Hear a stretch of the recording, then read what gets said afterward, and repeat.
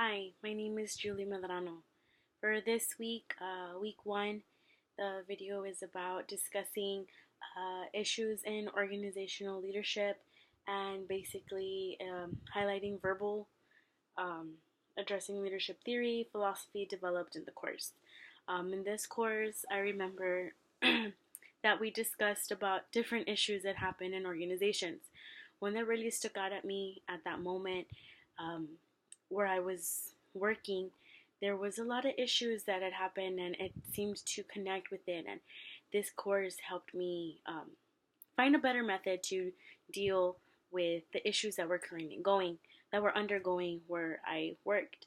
Um, it talked about many things, like, for example, communicating, how a lot of times communication fails within the organization, how now there are many ways to be communicated, as in whether it be through email, messaging, social media, by managers, and so on and so forth. One method or one theory that really stuck out to me the most was the three theories mentioned on Fedler's contingency theory, which is substantial leadership theory and the path goal theory. Fedler's theory states that the leadership effectiveness depends on the leader and the situation in order to work, and it is broken down into leadership styles, one being relationship oriented or the other being task oriented. Situational leadership theory is a model that links the style of the leader and follows tasks, and path goal theory is an approach to the leadership that leaders must motivate and encourage their employees to reach their goal. I personally see myself applying this theory in my everyday life by encouraging my fellow coworkers and to keep looking forward and to not give up, because at every finish line there is always something rewarding, whether it's a nice gesture or a compliment. One theory that I really liked as well was the path goal theory, because if there is no one motivating you, whether it be your boss or a coworker or family member, then sometimes you start feeling that there is no point to try to reach the end of that goal.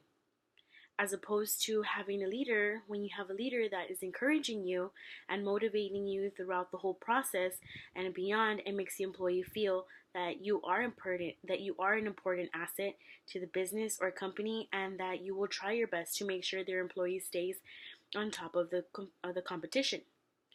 Consideration and product oriented behavior um, is also another one.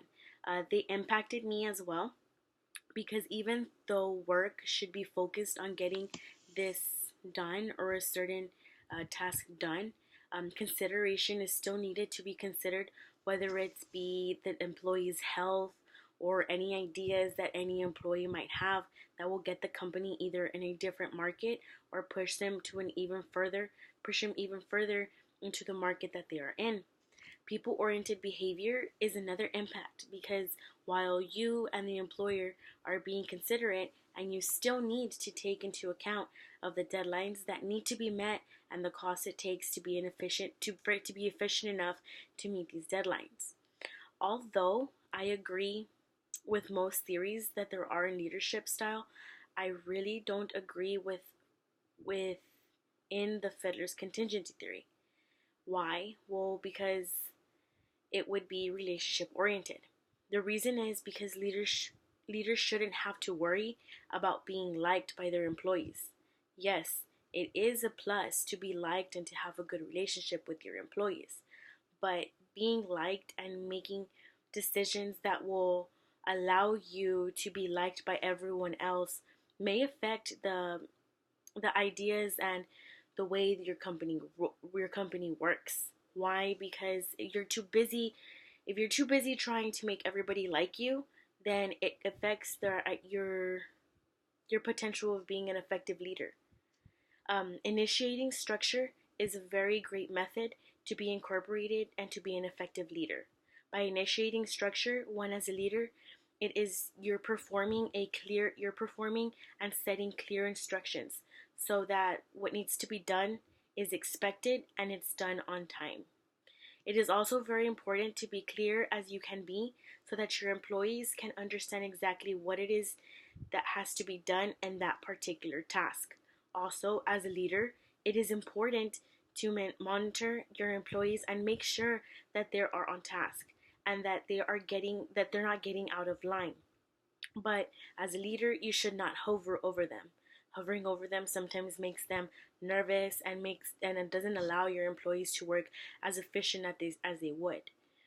And last but not least, it's important to arrange an effective work schedule and set deadlines for your employees to maintain clarity and provide a productive time when they are expected and to do their work so that they can manage their own time and make arrangements. This class of issues of organizational leadership provided so many information and so many ideas that I probably wouldn't even have thought of. But this course was one of my favorite courses that I have taken. Thank you.